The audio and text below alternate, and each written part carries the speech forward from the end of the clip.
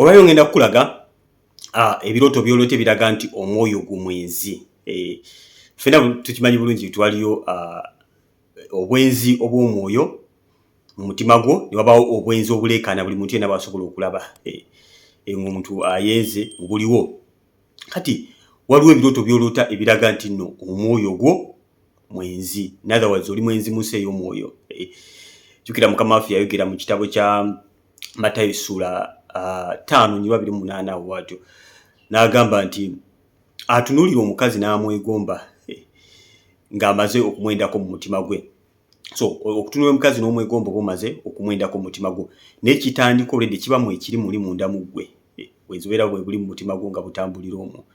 So otegeera otya nti olina omutima gw'obwenzi, njagala owulire message eno ya mugaso nnyo almost buli mulokole yenna. Buli mwana wa Katonda yenna wandibadde olaba video eno paka gyekoma kubanga erimu ebyokuyiga bingi nnyo. Genda kukyusa obulamu bwo, omwoyo gugenda kubeera herese. Olekerawo okubeera ng'oyenda buli kaseera. Kubanga ayenze physically n'ayenze mu nsi ey'omwoyo mwenna enkomekerero y'emu, empeera y'ekibi kufa yeena. So lwaki omwoyo gwo gutawaana n'obwenzi? So nga sinaba kubuulira birooto byoloote biraga nti oli mwenzi mu nsi ey'omwoyo ate nga tewandikyagadde ekyo. Ngenda bansooke nkulage ngenda kusooka nkulage kwolabira gwe kennyini nga tonaba nakuloota birooto kw'osooka okulabira nti oli mwenzi. Sookera ddala osobola okuba nga oli mwana wa Katonda naye nga olina engeri gy'otunulamu. Sister ngo olina engeri gy'otunulamu mu babbulaza, oyagala bakulabe, oyagala babeka akagamba artistic boogera awo, walokoka. Nawe oyagala bakomplimenting mu ngeri eri so sexy, ng'otegeera nti n'olimu omwoyo gw'obwenzi munda mu ggwe gwe gufugira munda mu ggwe. Olina engeri gy'oweetunuzaamu bw'olaba abalenzi, olina engeri gy'okola ki? Gy'obaako engeri gy'obaleeterawo okubanga babaako kye boogera gy'oli. Otegeera nti olina omwoyo gw'obwenzi gundi ggwe. Ekyokubiri, abamu okwekubya ekifaananyi osookayo kabina. Aleete mu nkyawa kubanga mwenna abali wano ndowooza musookayo kabina mu kamera. Weekuba ka selfie weekuba ekifaananyi kyonna osookayo kabina. Lwaki osookayo kabina? Kubanga oyagala bakalabe, of course. Lwaki oyagala bakalabe bakuwane nti oli sexy ino, bantu bakwendeko mu nsi ey'omwoyo. So mukwano gwange obanga oli muntu wakuba ekifaananyi ng'osookayo kabina, njagala olowooze lwaki osookayo kabina. Wandibanga oli mwenzi mu nsi ey'omwoyo. Kati ojja kuwakana naye nze nkubuulidde. Abalala olina engeri gy'oyogeramu eri abantu. Ng'oyogera bw'oba muwala ng'oyogera mu ngeri seducing abantu, naye nga mu butuufu toyagala kwegatta nabo, naye nga oyagala gundi efaanana bwetyo, environment efaanana bwetyo, moods ezifaanana bwetyo mu bantu ng'obasanze. Olina engeri gy'oyogeramu, olina engeri kwegamba gy'oyogeramu, engeri ebaleetera okuba nga bakulowoozaako mu ngeri efaanana bwetyo. Mukwano gwange omanya nti olimu omwoyo gwo mwenzi. Aye mukwano osobola okubeera ng'oli so clean kungulu naye nga munda mu mwoyo oyenda ng'ate oyendera ddala. Waba mulenzi osanga yeeyogeza mu ngeri ya bass, kugamba ng'akyusizza enjogera ye. Kirabikira nnyo mu bantu abali mu adolescence age, amaloboozi gakyuse. Kyakuyinza okulabira ennyambala ekyuka, oba olwedde obeera n'ennyambala gy'oyambala. Waba muwala ayambala akagoye kawulira ddala nti kajjayo figa ye yonna munaana nga bwe yakula. Lwaki? Ayagala abantu bamulabe ng'ali sexy, ayagala representing mu bantu bw'atyo. Most of the time tusogera ku bintu nga bino abantu bagamba kati oyagala balokole bayambale Mothers Union bakole batya? Njogera decency. Ng'omwana wa Katonda olina okuyambala ng'ojjayo ekitiibwa kya Katonda, si bantu kukwakirako. Olina okwambala ng'ojjayo ki? Ekitiibwa kya Katonda ng'omulokole. Gwe bw'oyambala bw'oti n'otambula olowooza nti obwejja ekitiibwa kya Katonda.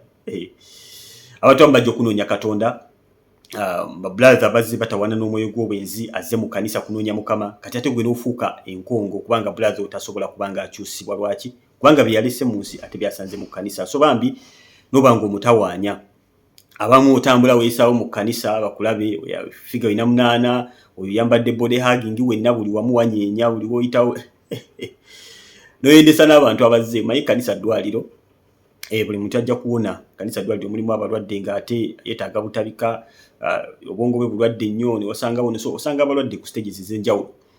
Kati ate gwe olidde abalwadde ate olese kwegamba ekyongera obulwadde bwabwe n'okireeta mu maaso ga Katonda. Yes, of course wetogera ebigambo nga bino lyagamba mukama agamba jangu nga bwoli. Yes, mukama agamba jangu nga bwoli, netagamba nti sigala nga bwoli. So bw'ojja mu maaso ga Katonda ekisookera ddala obukulu kuba kukyusibwa. Yes, bwetunuulira ekkanisa enkadde abantu bajja maaso ga Katonda nga bakaaba nga beeninya lwa butali butuukirivu. Kati abantu bajja bazina nga bawaana butali butuukirivu abo ne badde waka nga tebakyusiddwa. So mukwano gwange kyolina okumanya nti bw'oba ng'olaba ng'oyambala body hugging, oyagala buli kaavu zonna ziveeyo otambula abantu bakulabe ng'olowooza nti oba onyumye, nedda mukwano gwange. Oba oyongera kwakisa abantu, oba oyongera kubendesa, ate n'omwoyo gwo gubeeramu obwenzi. Yes, oyinza okuba nga toyenda physically naye nga mu mwoyo gwo mubeeramu obwenzi. So ekirala kyolabirako ge malala. Oba olimu omwoyo gw'obwenzi obeera n'amalala, bw'oba muvubuka oyagala nnyo okusiba balance, oba oyagala nnyo okwambala mu ngeri okusika attention y'abalala, abawala bakulowoozeeko naye oba nga toyenze nawo physically naye bakulowoozeeko nti bulazi oyo wa kitalo nnyo, ne sister naye gyava okwogerako ennyambala kyekimu. Ennyambala ekyuka, ennyambala eba teba nnungi nnyo, kale tejjayo decency. Ebeera nga ajja just kutambulira mu bintu byakwaka. Oyambala damage akabina ekitundu kirabika, so gwe mulembe. Kyolina okutegeera ng'omwana wa Katonda, ebana ngenda babulira ebirooto, kimanyi mwagala okuwulira ebirooto, naye olina okutegeera kubanga abamu ebirooto bye muloota ebyakawula bigenda kukoma kati ng'omaze okuwulira obubaka nga buno n'okyusa obulamu bwo. Abamu kawula abeesibyeko lwa nsonga nga zino. So Bayibuli egamba olimanya amazima n'amazima gali kufuula wa ddembe. Kuzikira kuva mu butamanya. Nabagamba waneeno ku the chosen generation that the worst enemy of man is not Satan, it is ignorance. Kubanga Satan was defeated by our Lord. Obuwanguzi n'abutukwasa. So kati obutamanya bwe businza okusuula ekkanisa. So mukwano gwange ndaba ebintu ebimu bigenda kukyuka oluvannyuma lw'okulaba vidiyo eno. Newegayira Katonda neweenenya n'okyusa obulamu bwo completely, ojja kulaba ng'ebirooto ebimu bikomye, ojja kulaba nga ate osumuluddwa mu bintu bingi nnyo nnyo nnyo. Obadde togenda kusumululwa obulamu bwo bwonna singa oba ng'osigadde mu mbeera efaanana bw'etyo. So otandika okufuna amalala, otandika okufuna enjogera, otandika okwogera mu ngeri yo ne scatation, kubanga mu nsi abantu batambula na fame na celebrities, abakyala banoonya abantu bwe batyo. So abavubuka bagezaako nnyo okulaba nga beekumira mu environment efaanana bw'etyo. Kati ng'omwana wa Katonda ekyo of course si kye weetaaga. Babulaza kati bagamba Brother Steven yongeramu ku volume awe. Sabula yongeramu kaawo. So mukwano gwe bagamba ge mazima, mbagambye omuntu ng'olina amaaso amakabakaba. Bayibuli yogera nti abalina amaaso amakabakaba abasendasenda emyoyo eminafu. Ng'osendasenda olwedda abantu abanafu abazze abeetaaga okukyusibwa, kubanga ekkanisa y'ennaku zino mukwano gwange. Abamu ogenda mu kkanisa n'ovaayo nga mutuufu tolina ky'osidde, okujjako okudda ng'okyamuseemu ngeri omuntu agenze mu ndongo. Naye ng'obulamu bwo tebukyusiddwa yadde, nga tewaliiwo ky'okyuse kwegamba ngo era gwe n'abantu b'ensi era mukyafaanana. Ate kati waliwo zino ennyimba ezigamba nze ndi mulokole. So zikuleeta owulira bulungi naye oba ng'oli mu kibi, you know. So mukwano gwange bane temufuna bubi, akayimba nange nkaagala nnyo era nange nkakuba. Naye ngamba omuntu akakuba naye nga butuufu tokyusibwa. Wabula weekaliza mu kibi n'oyongera okukakuba n'olemera mu kibi n'ogamba wadde ndi bwe nti naye ndi mulokole. Mukwano gwange ekyaleeta Mukama waffe Yesu kutukyusa. Waba tonnaba kukyusibwa mukwano gwange, bizinesi ya Yesu oyagala kutuusa maaso ga Katonda nga toliko bbala yadde lufunyiro lwonna. So olina amaaso amakabakaba agasendasenda emyoyo minafu, olina engeri gy'otunulamu, engeri gy'olina okukola eriiso, naye nga intention yo yakubanga odrawinga attention y'ababulaza kubanga bava ne ku Katonda batunuulire gwe mukwano gwange. Bali ati olina obwenzi munda mu gwe ate nawe ogenda kitegeera olwaleero. So abamu nayogedde ku nnyambala naye nga amabeere gapimpinga. Okwaki amabeere go gateeke ebweru gapimpinge? Mbeera smart mwana wa Katonda. Si ye tuyita disese mu Katonda, si tuyita okubeera smart. Odrawinga attention abantu balaba amabeere go balowooza eki, so what?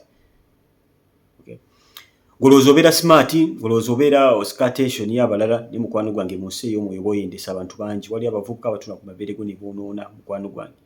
Ng'ekirowoozo kitandikiddeku gwe n'akomekera nga akoze ebintu ebikyafu, naye nga gwe kennyini gwe initiates ekirowoozo ekikyafu. Lwaki? Kubanga omwoyo gwa Jezeberi guli munda mu gwe, so otambula ogusaasaanya. Kamanyumizeyo ka story, lumu twalina mukwano gwange sijja mwogera linnya wano, twalina ssomero gye twali tuli, twalina kole gye twali tuliko, ng'apipinganya amabeere nga yali mukyala Musiraamu, mikwano gyange temukyawa. Yali ng'apimpinganya amabeere nga tumuyita na Ajati. Naye lumu yali akutamu Tereza kasokisi ke yali ayambadde kasokisi nga Tereza kasokisi ke mu ngatto. Ebbeere ne libuukayo. Ebbeere ne libuukayo mukwano gwange. Kakati bw'obeera mulokole ebbeere ne libuukayo ogenda kukola otya? So bana ba Katonda njagala mubeere bagezi nga bana b'emisota Bayibuli nga bayiga, mubeere bagezi. ensi trend engeri gyetambula mbane bogoberera mulembe kugenda bugeyeena. Okay, trend engeri gyetambula mutekyasobola kufevalinga gongo mwana wa Katonda olina okukomawo eri Mukama Katonda manifesting ekitiibwa kya Katonda abantu bafune ekintu kye batunulako.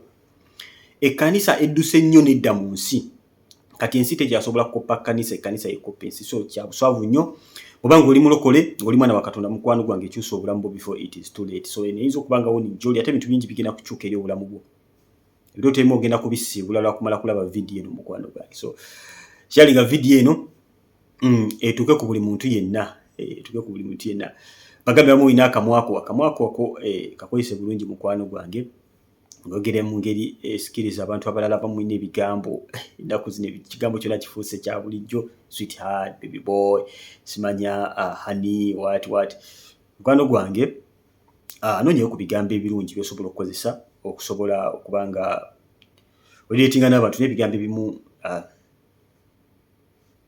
ng'omwana wa Katonda temunfuna bibaga musajja ayinza okuba mukadde nnyo wadda nnyo naye mukwano gwange kijagala okugamba ekyaleeta Yesu kununula myoyo, so twagala kintu kyonna kikipinga myoyo mu busibe. Obusibe kintu kibi nnyo ate obusibe bukutwala mu ggeyeena mukwano gwange. Kazijjawo ne kano mangu nnyo tugende mu birooto ebiraga nti nno oli mwenzi oba olina obwenzi mu nsi ey'omwoyo bw'otalaba wano eno nga obukola. Waliwo ebizibu ebimu omuntu by'ofuna oluvannyuma lw'okubeera n'omwoyo guno ogw'obwenzi oba okubeera ng'oyenda. Ekisookera ddala osobola okufuna endwadde siriimu, gonorrhea, kyekirala kabootongo, kandida, naddala mu aba yakola sex perversion. Sex perversion kwe kukozesa ebitundu ebitaliina kuba Katonda by'ataatondera kukola mulimu ogwo naye nga gwe by'okozesa. So bira ebintu ng'ebyo candidiasis abasawo babimanyi nnyo. Waliwo ekirwadde ekirala tekyalabika ennaku zino bakiyita kyankuloidi, kikutulako ebitundu by'ekyama naye nga si gonorrhea. Okay, so osobola okufuna ebirwadde olw'omwoyo guno ogw'obwenzi. Obwenzi bubi nnyo, kambawulye obwenzi bubi nnyo ky'obalaba wede vidiyo eno. Obwenzi bubi nnyo ate era busudde abantu bangi nabwereza bakatonda bamanyi namwe mubamanyi, sijja boogera wano eno. So obwenzi kintu kibi nnyo kireeta family negligence, n'olekawo amakaago, n'olekawo abaana bo ne badiini babonaabona n'ogenda n'opepeya ne malaaya.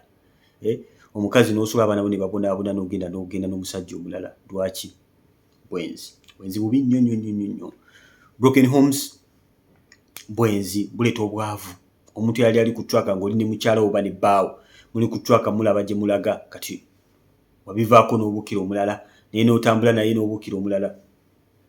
Bwenzi n'obeerawo ne bukutwalira obudde. So n'ekyalo bwenzi butwala obudde ngera bwe nkugambye. Omuntu yandibadde agenda ng'oprogressinga Mukama abawa omukisa abatwala mu maaso nobani ng'obudde bwo bwonna ng'oli mu bwenzi ogenda kwonoona oyo ogenda okubala ng'emyaka gigenze okwestingidde obudde bungi. Bwenzi buleeta emmomboze, osanga bambi abaana bandibadde bamentalingibwa bazadde baabwe ne kaakati bafuuse bavagaboni batambula kwate bazadde tewali, bazadde buli omu yagenda ali bibye. So obwenzi buleeta okutta n'okuyiwa omusaayi, n'otta omwana atalina musango n'omumadalinga mu lubuto ne bamukola ki, ne bamutematema ne bamufulumya. Okay, n'oyiwa omusaayi gutalina musango lwakubanga bwenzi. Mukwano gwange obwenzi bubi nnyo okutuuka Bayibuli egamba nti akola ekikola eky'obwenzi akikola ku mubiri gwe. Ebibi ebirala byonna bikolebwa wabweru wa yeekaalu naye ekibi eky'obwenzi kikolebwa ku yeekaalu kubanga guli yeekaalu ya Katonda okukosa okimanyi nga n'Omwoyo Mutukuvu atula mu gwe. So Bayibuli egamba buli alizikiriza yeekaalu Mukama naye alimuzikiriza. So buli musamba gwonna okubadde guzikiriza yeekaalu whether gwa Jezebeli Mukama mwetegefu okubanga guzikiriza as long as you surrender. So bizibu bingi bitambulira ku bwenzi ng'embagambi kati oli abantu abamu nga balina ebisiraani beetaaga ku deliverance. Kati gwogenda oyenda ku buli muntu yenna bw'otyo bw'oluzi nga magenda ku mukwano gwange.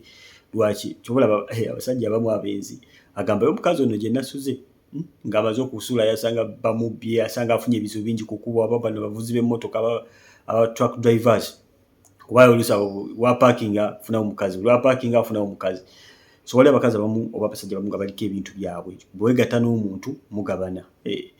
N'akwambaza ku bibye naye n'omwambaza ku bibyo. So ofuna emyoyo mingi emibi kubanga ogenda weegatta na buli muntu yenna. Bizibu bingi nnyo ebiri mu bwenzi simanyi bansobola n'okubimalayo.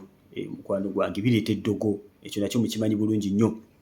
abamu buli kintu kyonna kyali fine mpaka omukazi owokubiri we yayingirawo kati batandika okuliisa eddogo naakuliisa lino naakuliisa lino onayagala omwagala nnyo naakuliisa kugamba oli awawunga onaakuwunza akuze eno naakuwunza akuze eno abajja nabajja beeroga baloga abaana baabwe oli aloga abaana booli basiraana babayitawo nono nazzaayo so bireeta ebintu bingi nnyo nnyo ebibi kyova olaba mu mukwano gwange ekibi eky'obwenzi wandibadde okidduka kubanga kireeta ebizibu bingi nnyo nkomekerera byonna nkomekereza oluusi nawe bakusse lwa bwenzi kubanga oli agenda okulaba nga gagamba lwaki simujjaawo naafuta lwonsobola nofuna omuntu omulala kubanga lwa bwenzi buleeta obulimba kati abamu obeera nga musimu yo wasevingamu ow'amanda ow'enviiri naye nga wakimanyi nti wasevingamu musajja oba mukazi okkizaako kubuzaabuza buleeta obulimba nobeera ng'olimbalimba endibadde tolimba kati otandisa okulimbalimba lwaki lwa bwenzi obwenzi buleeta ekiswalo abantu bangi mbalabye wano ku mawulire babakwatidde mu nsiko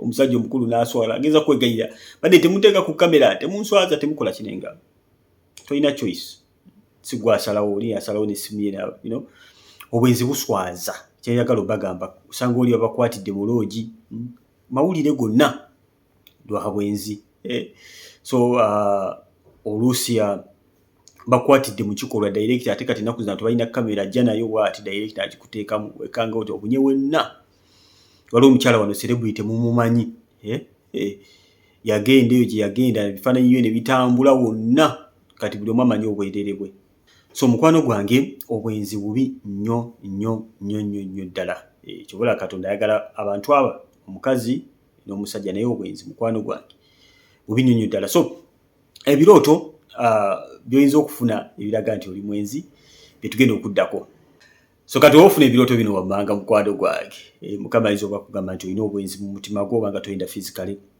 kyokera ddala oloota olaba okola omukwano mu ngeri eri gy'otegedde mu kiyumba ekikyafu mu kiyumba ekikyafu mukama baakulaga nti mukwano gwange toli mulongoofu sometimes obanga oli mukawondo kakubye edinisa mukama ayinza okuwa ekirooto kyekimu sometimes oba oli mwezi physically mukama ayinza okuwa ekirooto kyekimu naye njogera ku muntu nga toli kwebibiri tolinaako n'ekimu naye nga mu mutima gwo bukyalimu ebintu ebifaanana bwe bityo mukama asobola okuwa ekirooto ekyo n'ogamba ate kaakati kijja kitya kino kitegeeza ki mukwano gwa buli ofuna ekirooto nga weegattira mu kifo ekikyafu manya nti message eyo ekwatagana ku bwenzi era takiti ku bwenzi wabeerawo ensigo ey'obwenzi samweya mu bulamu bwo ekirala oloota abantu bakukunamira abamu ebirooto bino temubifunanga kati mwewuunya so abaddamu ebirooto buli kaseera so tumanyi ebirooto ebisinga okubeera common abantu bakukunamira mu kirooto abakazi bakukunamira bakweyambulira ekyolala oyinza okuloota nga okwata ku mita box y'omuntu mu kirooto naye nga mu birooto osobola kukikola kati ebirooto ebimu bibeerako oluusi endagaano nga zibiriko nga zibitambulirako nebino ebirooto era mukama bikuwa okulaga nti nno museeyo omwoyo oli mwenzi abamu oyinza okuloota nga waliwo omukazi oli ku mbaga omusajja n'omukazi akuwasa naye ng'alinga muzimu mu kirooto n'otegeera nti muzimu gola si muntu wa bulijjo mukwano gwange mukama ayinza okulaga nti ayinza oba akulaga nti waliwo obwenzi mu mutima gw'omukwano gwange abamu n'olootera ddala nga olina omuntu nga mulimu kubanga mukola ki weweeta nga mwesiiga amafuta gali agakabi mukwano gwange manya nti no mukama akulaga nti omutima gwo gwandibamu obwenzi naddala mwabala bifaananyi ebitali birongoofu osobola okuloota ekirooto kikinagambye ng'oloota okola omukwano mu kifo ekikyafu ennyo nnyo nnyo nnyo so olaba ebirooto byonna ebifaanana bwe bityo mukwano gwange dduka misana weggwa mu maaso ga Katonda weenenye abamu teweetaaga na kulinda kuloota birooto bino kebeera obulamu bw'osange buli kintu kyonna kye njogedde ng'olina ku bintu ebifaanana bwe bityo mukwano gwange genda eri Katonda mukwano gwange oyinza okuba kati nkole ntya of course ebintu bino byonna mbiina nkole ntya mukwano gwange ekyaleeta Yesu kusolovinga bizibu nga bino eby'omwoyo genda mu maaso ga Katonda gwa mu maaso ge weenenye weerongose n'omusaayi gwa Yesu kubanga mwenna mwe tunaabira kasasiro waffe yenna mu musaayi gw'oyo Yesu kubanga yafiira obutali butuukirivu bwaffe so tunaabira mu tweyambululira ku musaayi gwa Yesu ng'aba abantu b'ensibe beeyambula eri mu busamize beeyambulira ku kikujirikiti beeyambulira ku musaayi gw'embuzi gw'endiga gw'enkoko gwaggoonya ffe tuyambulira ku musaayi gwa Yesu mukwano gwange so buli kintu kyonna kyolina ekitali kyabwa Katonda weeyambule ku musaayi gwa Yesu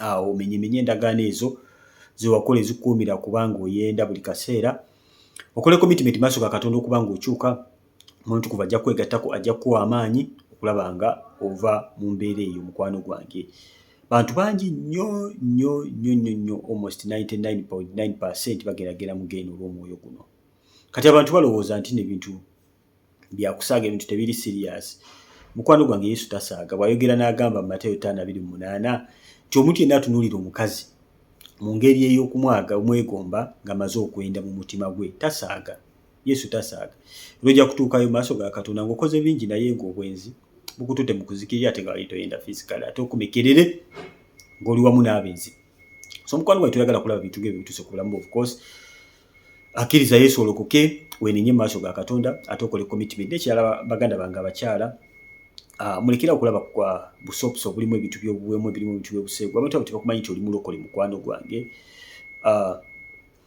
so bakola firimu zaabwe ate kati gwe zoyagala ennyo ate paati gy'osinga okwagala nga bagenze mu buliri eyo abamu walokoka okyalaba komedi awemula mukwano gwange olina okitegeera nti mukwano gwange Munakizo generation andaba nti omwoyo gwa bbeeyi gwagulibwa bulamu bwa Katonda tukukubanga ava mu ggulu neekereza eggulu ajja kufiiririra omwoyo gwa bbeeyi tosaanye kubanga ojagolinga omwoyo gwo okubanga oguzannyisa bintu by'ensi byonna bidduke oli akola komedi awemula oli awo oseka mulokole mukwano gwange manya nti oli mu kwambazibwa mu nsi ey'omwoyo kati bw'oti bw'ogenda okumala obulamu bwo bwonna okomekerere ng'ogenze mu kuzikirira message ya leero ebadde ekaawa naye nze mmanyi nti obanga ogiwuliriza n'omutima gw'omuggule genda kukyusa obulamu bwo n'abantu abakuliraanye kalabe mikwano bw'obanga tulina kusubscribe ku channel ofiirwa bingi tugiyita The Chosen Generation tulina bingi bye tukola tulina ttiimu ya bulizi bingi eri ku ground gy'abangi baleeterako mu maaso mujja kugiraba tulina bingi bye tukola naye twebaza Katonda ku lw'obulamu buno obwange bina Manya Generation oda ku Facebook ati njagala okugamba nti genda ku YouTube tekamu ekigambo Ebilooto kyokka kimu kimala video esooka waggulu nga 3 zonna zaffe nga The Chosen Generation so bw'oba osaakinga The Chosen Generation ku YouTube nga togiraba nkugambye tekamu ekigambo kimu kyokka Ebilooto ne butayongirako kirala Ebilooto video esooka waggulu zonna zaffe kona bukonyi ku video genda ku channel kebera videos kyonna kyagala okulaba binaku ebiri subscribinga bw'okona akadde oteka video bwoti abasinga oteka we bati bagirawo misinde bagamba ati kati wano waliwo ekyokuba waliwo obubaka so bw'osubscribinga kona akadde notification ejaba ogifuna kasita obanga oli online nga ntaddeyo video Mukama banjagalire abansanyusize ate ekisingira ddala akyusa obulamu bwammwe mutambulire mu makubo ga Katonda Mukama bw'omukisa mbagala nnyo nze muganda wammwe bampita brother Steven mubeere bulungi tusikane ku video kuba nengenda kuddamu ebirooto byammwe naye njagadde okuyisa obubaka buno Bible egamba bw'owulira ekigambo kya Katonda leero tokakanyaza mutima gwo so mukwano gwange ndaba tokakanyaza mutima gwo ng'owulira ekigambo kya Katonda leka Katonda atule munda mu gwe akyusa obulamu bw'omukwano gwange bw'otyo bugenda okubeera nga osanyusa Katonda tewakira kimusanyusa ebikwano mpagala nnyo tusikane ku video eddako sigale ndi brother Steven mweraba